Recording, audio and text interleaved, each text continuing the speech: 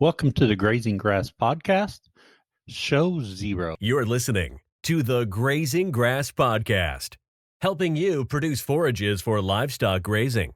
Stay tuned and join our community at grazinggrass.com. I'm Cal Hardage, host of the Grazing Grass Podcast, and we welcome you to this first episode. In today's show, we're going to talk about why a podcast, what we plan to do with it, and about who I am and what I do. So first, why another podcast? One thing, I love podcasts. I'm an avid podcast listener. But as I look through the available podcasts out there for grass farming, I found some other podcasts like the Pasture Raised podcast, Grass Fed Life, some other podcasts out there, but none of them really fit the niche I was looking for. I was looking for a podcast to help farmers become better grass farmers. And none of them really had that focus. They were good podcasts, but just with a different focus. And I continue to listen to some of them now. But because I didn't find one, I thought, what better? I know the technology a little bit. I've never done a podcast, and that may be quite obvious, but I'm learning now. However, I do use computers a lot, so I figure I should be able to figure it out. So the future of the podcast, the plan is to interview a grass farmer each week so we can find out about their operation, what they're doing, their struggles, challenges, and their successes. At first, we'll be on a bi-weekly schedule or every other week as I work out the workflow for producing a podcast. Also, maybe I'll do something about this background for the video. Once I get a little bit better with the podcast, we will move to a weekly podcast. Thus, I need people to interview. If you're a grass farmer or know of a grass farmer that would be interested in being a guest on our podcast, have them shoot me an email. In my show notes, I'll have the email, or you can email me at Cal, that's C-A-L, at grazinggrass.com. A little bit about me, and before I even say anything about me, let me assure you I am not an expert. I know when I listen to a podcast, oftentimes I want to listen to an expert or someone very knowledgeable. I am knowledgeable about raising livestock, and I'm learning more every day about becoming a grass farmer, but I'm not an expert. And this is a learning process for me to get to talk to these grass farmers who are successful and who are doing what I want to do every day. I hope you'll join in on this journey to learn with me. I grew up on a farm. We had beef cattle even when I was little.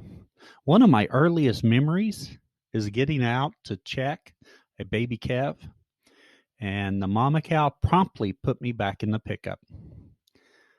Now, when I think back to that, I was probably 6 or 7, and the cow probably just shook her head at me. Nevertheless, I got back in the pickup, and that started a lifelong dislike of Angus for me. Now, I know there's lots of people out there using Angus cattle for great things, and the Angus Association's done a great marketing with their breed. However, I'm not a fan of Angus, and it's only because that cow put me back in the truck when I was 6 years old. So we had beef cattle then, and then when I was a teenager, we decided to start dairying. My grandparents had a dairy, so we started dairying with them until my parents built their own dairy. I really enjoyed the dairy. I went to college at Oklahoma State University, go Pokes, and got a degree in animal science. And upon receiving my degree, I came back home to dairy with my parents. After dairying for a few years, we decided to sell out, and we sold the dairy or liquidated the dairy. We still kept the land, so Dad started running beef cattle at that point again. And I went back to school for education. Since that time, or since finishing my education the second time, I have been employed in education as an educator and currently in technology for a school district. So I have a full-time off-the-farm job. But I come home in the evenings and weekends and work on the farm. I hear some people say I have a hobby farm, and I take offense at that terminology of a hobby farm. Sure, it's outside my regular job, and it's my evenings and weekends, but I expect all my animals here to make profit. And I do that through grass farming. I try hard to manage my forages and rotate my livestock. On our farm, we have Kiko goats, only about a dozen because I don't have a lot of brush on my land. We have about 45 sheep. They're Catalan Harris sheep. I am wanting to grow that flock to 60. It won't be a problem. I should have 60 used to lamb next year.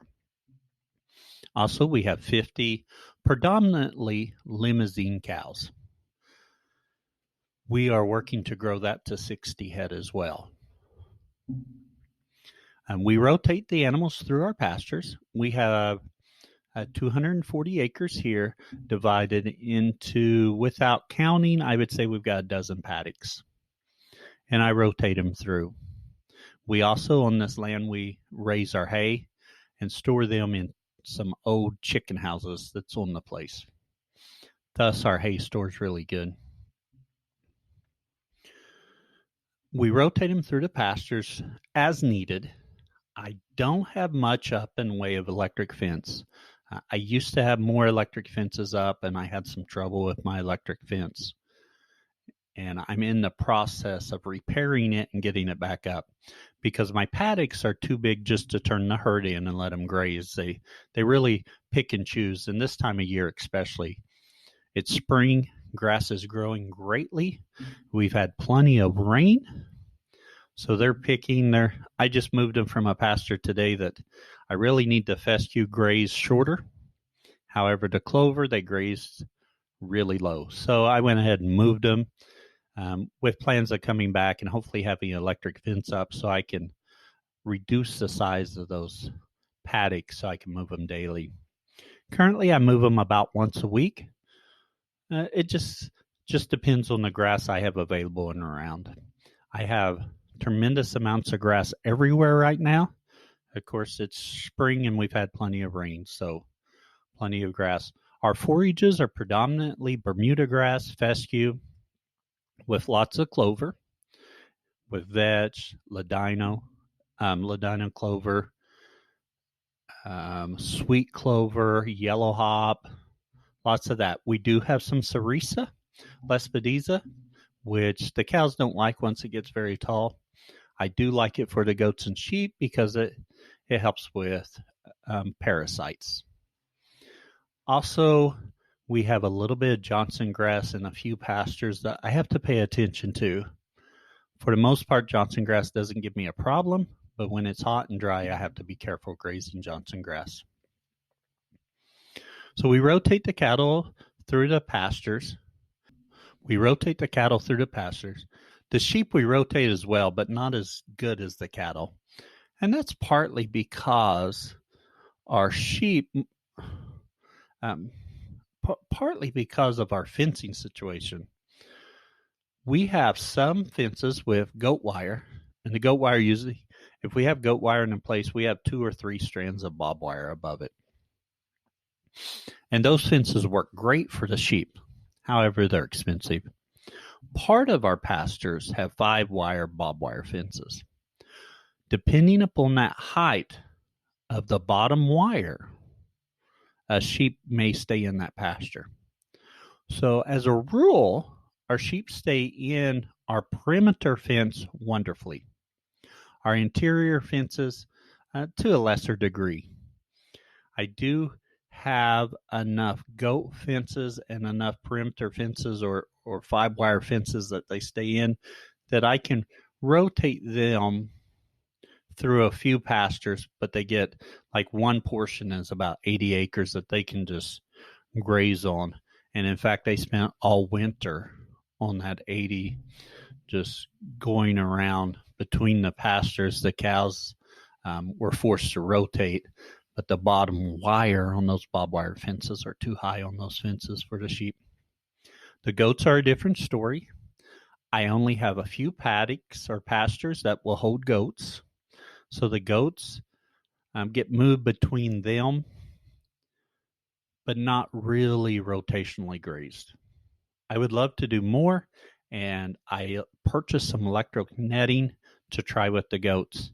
I've done electric fencing with goats, and 4 wires will let me keep a goat where it's supposed to be, but 4 wires is difficult to do on daily moves, or at least it was for me.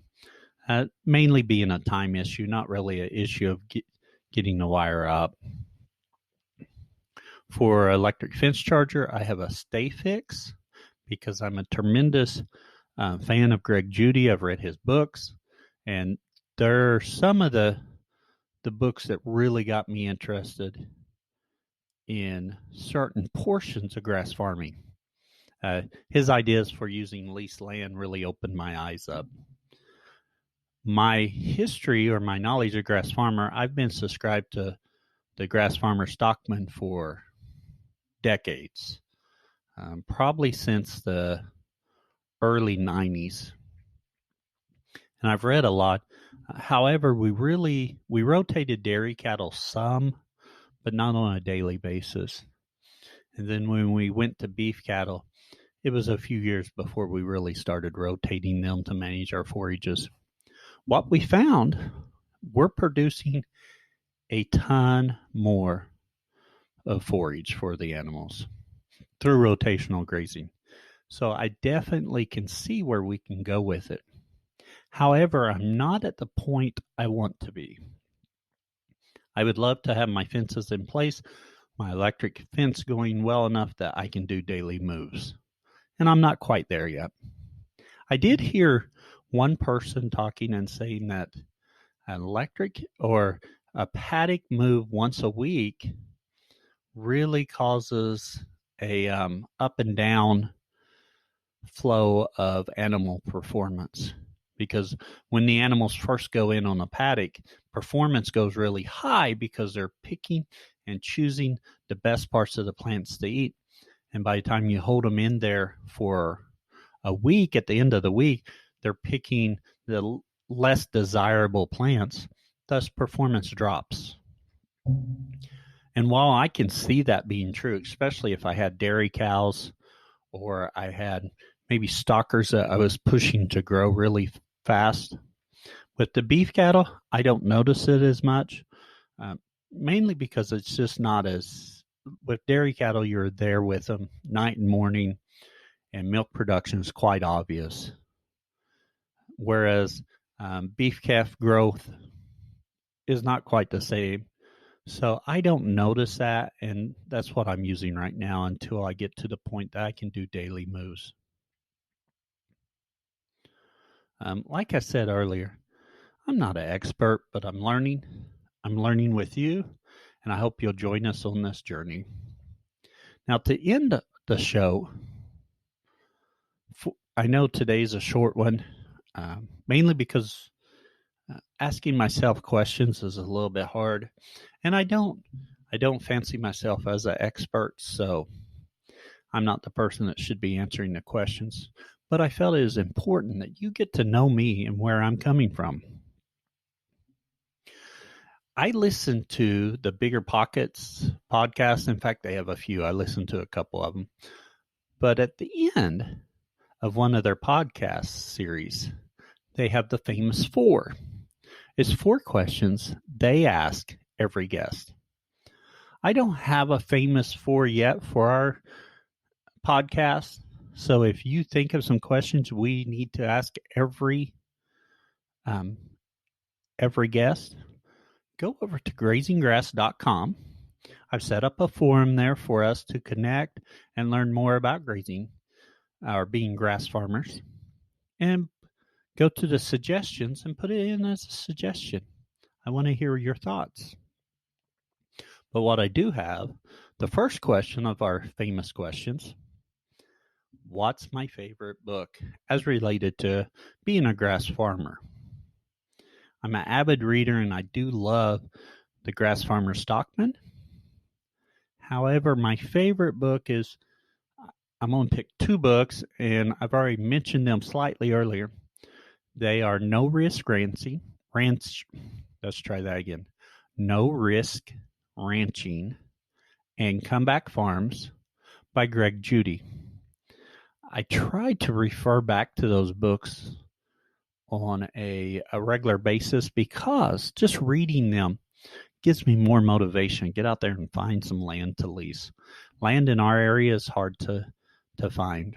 Second question: what is a tool that I find invaluable on my farm? And I have to think about that. What tool? One tool I really like now when we talk about tools on the farm, and if we're using an electric fence, you don't use too many steel T-posts because they cause a problem. But a T-post puller makes things so nice. Just got it at Atwood's. I'll put a link to one in the show notes just so you can see what I'm talking about. The other favorite tool, I'm going to go ahead and give two, is the electric fence remote. I love the remote. It's got a fault finder, so it'll tell me what direction from where I test it. And I can also turn it off from wherever I am to work on the fence. Those two things are pretty valuable in my mind. And the last question: where to find me? Where do you want to find out more about me? Well, first off, grazinggrass.com. We put up a forum there for grass farmers to connect. I know in our area, there's lots of farmers here, ranchers here, but typically they have a perimeter fence and they turn their cattle to the whole pasture. That's not what I'm doing. I'm trying to rotate my cattle and optimize my forage growth so that I can optimize my livestock production. And researchers have told us that if we're doing continuous grazing on a pasture, we're only getting 30-35% forage utilization. So talking about rotating my cattle doesn't work with my neighbors because my neighbors don't do it. And currently they're not seeing the value in it. So this way, through grazinggrass.com and the forums and this podcast, we can reach other people, our neighbors across the country or across the world. So go to grazinggrass.com, register, and then join in on the forums. This being the first episode, the website's still a little bit under construction, but I think it's pretty usable at this point. The other place you can find me is hedgeappleacres.com. That's our farm. Mainly the website focuses on our Kiko goats. Also on social media, we're Hedge Apple Acres. Instagram, Facebook, normal places. We do have a YouTube channel, Hedge Apple Acres. Take a look at it. I hope this podcast speaks to a need you have to talk to other grass farmers and to learn about or to become a better grass farmer. So for that, I hope you subscribe and take this journey with us. This is the Grazing Grass Podcast, helping you produce forages for livestock grazing. Be sure to join our community at grazinggrass.com.